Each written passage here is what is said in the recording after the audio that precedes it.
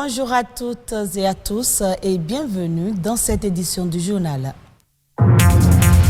On célèbre aujourd'hui 10 novembre la journée mondiale de la science au service de la paix et du développement. La science peut jouer un rôle essentiel dans le développement durable et l'amélioration des chances de paix. 6e édition du Salon des banques et des petites et moyennes entreprises de l'UEMOA. L'événement a eu lieu à Cotonou. Il s'agit d'une rencontre d'échange entre les différents acteurs afin de stimuler la croissance économique dans l'espace UEMOA. Et puis on parle également environnement. Les mangroves absorbent le carbone, les protéger et les conserver participent à la lutte contre le réchauffement climatique.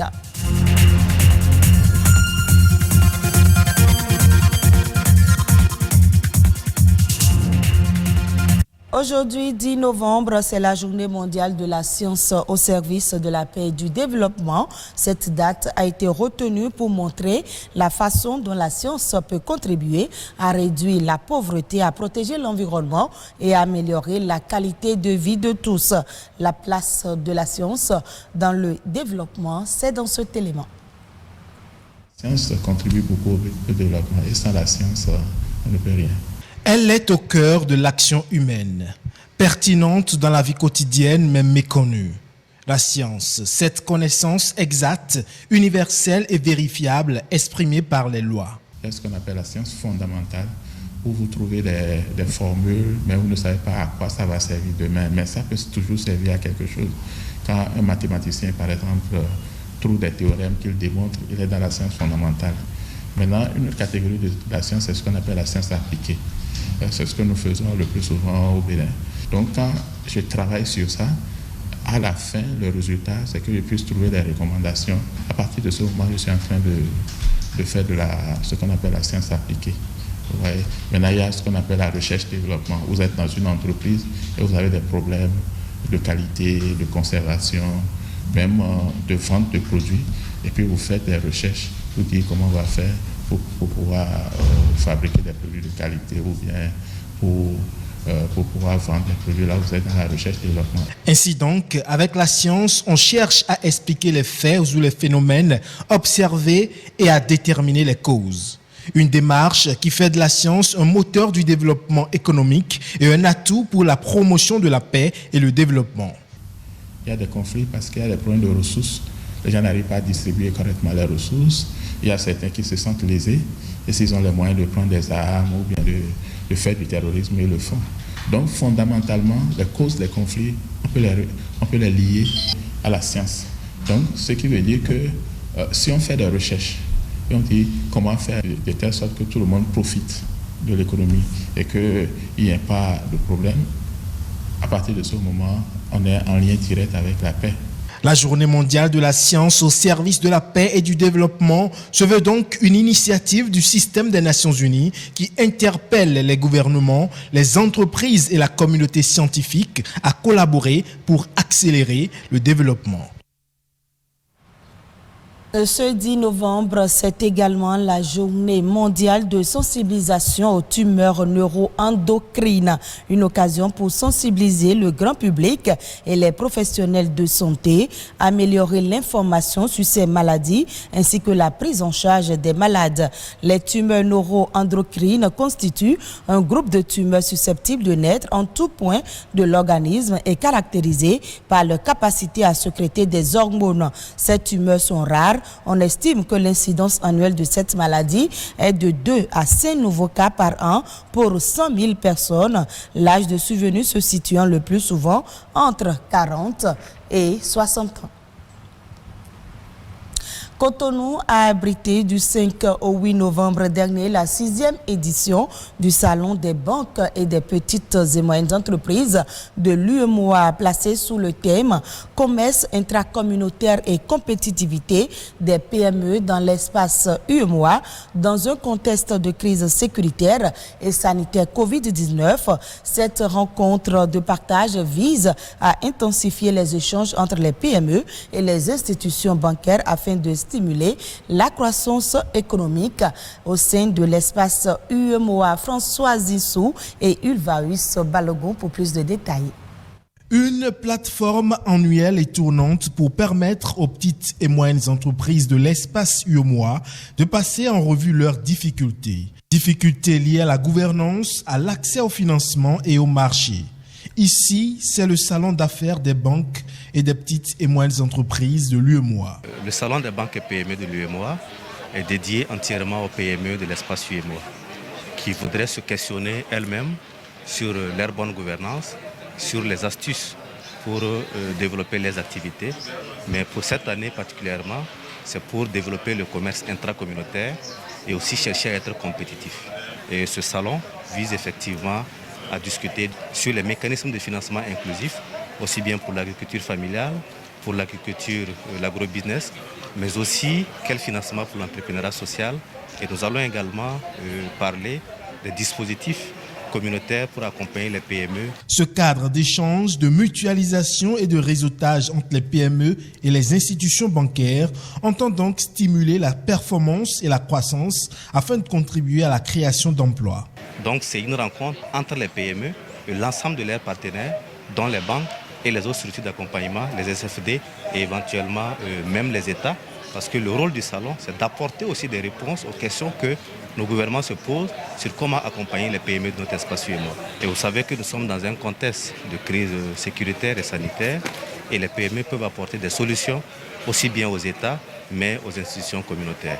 Face à la Covid-19, le commerce intracommunautaire apparaît comme une solution pour la compétitivité des PME. Il faut noter qu'aujourd'hui, l'Afrique a tous les atouts pour se développer. Mais malheureusement, nous avons constaté que le développement et la coopération entre les PME du Sud, elle se fait difficilement. Et nous pensons que ce salon peut stimuler ce développement intracommunautaire et amener une PME de notre pays à développer ses relations avec d'autres. Et surtout que nous savons que le numérique permet aujourd'hui de travailler à distance. Nous pensons que ça peut permettre aux PME de partager les bonnes pratiques, mais aussi de saisir les opportunités de coopération sud-sud.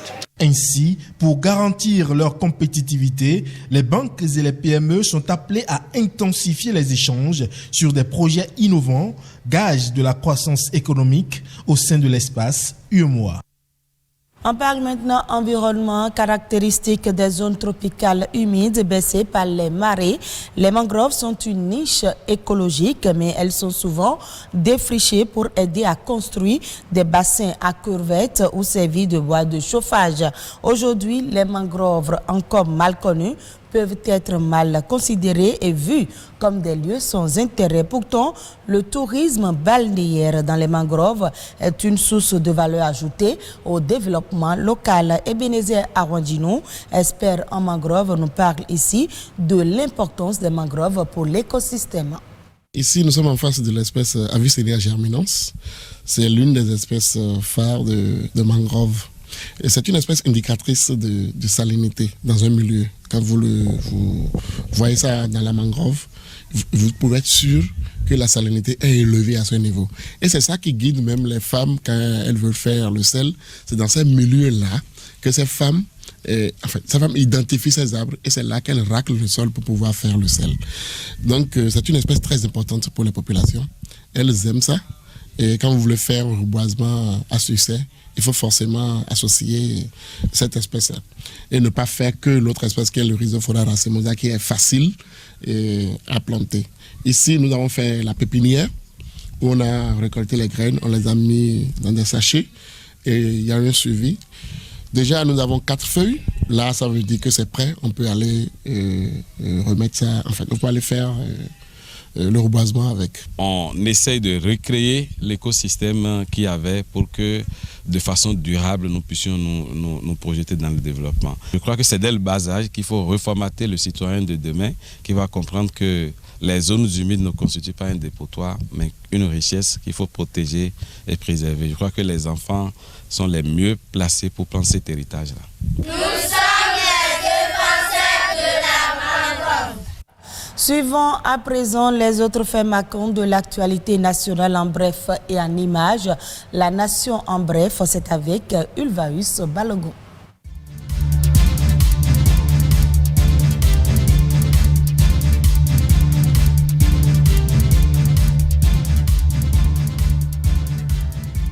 Plus de 800 800 000 emplois ont été créés ces 4 dernières années au Bénin, selon les données issues de l'enquête régionale intégrée sur l'emploi et le secteur informel et de la comptabilité nationale. Il s'agit notamment de 210 584 emplois formels et 596 844 informels, dont notamment 38,9% dans l'agriculture et 19,3% dans le commerce. Des recrutements effectués dans les secteurs comme l'agriculture avec le développement des filières coton, ananas et anacarde. L'enseignement, la construction des infrastructures routières, des marchés et des logements sociaux ainsi que le secteur de l'assainissement et de l'hygiène de base sont également les secteurs qui ont permis la création d'autant d'emplois durant les 4 mois. Des chiffres qui sont illustratifs de la politique de l'emploi déployée par le gouvernement. 5 nouvelles localités rurales des départements de l'Ouémé et du Plateau seront bientôt raccordées au réseau électrique de la Société béninoise d'énergie électrique SBEE. Les travaux de réalisation des ouvrages d'électrification ont été lancés sur les différents sites vendredi 6 novembre dernier par le ministre de l'Énergie Jean-Claude Oussou. Chacun des 5 ouvrages est prévu pour impacter 20 ménages pour une population de 1200 personnes. Les travaux vont durer 4 mois. Les compteurs seront posés aux demandeurs au prix promotionnel de 50 000 francs CFA au lieu de 90 000 actuellement en vigueur à la SBEE.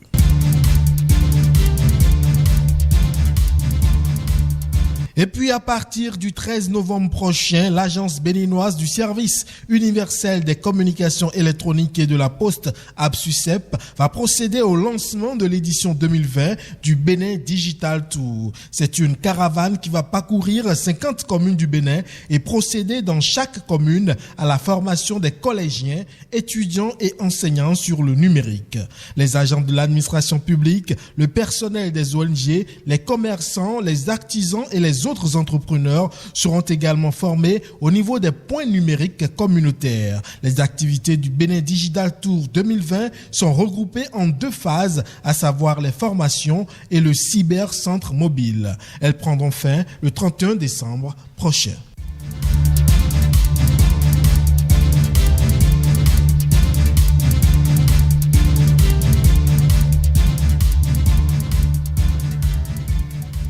Au Togo, 90 milliards de francs CFA sont nécessaires pour l'aménagement ou la réhabilitation des pistes rurales sur les 5 prochaines années. Les ressources à mobiliser devraient permettre, entre autres, au pouvoir public togolais d'aménager plus de 9 800 km de pistes rurales par an, notamment 7 020 km du réseau de pistes rurales existant par entretien manuel et 2 808 km du réseau des pistes rurales prioritaires par entretien mécanisé.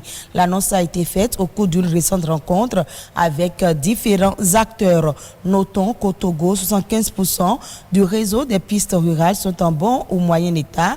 4 000 km sont ouverts aux réhabilités, alors que 1 000 km de pistes restent à modéliser. Retrouvez ce journal sur le www.ortb.bj. Merci à vous de nous avoir suivis et très bonne suite de nos programmes.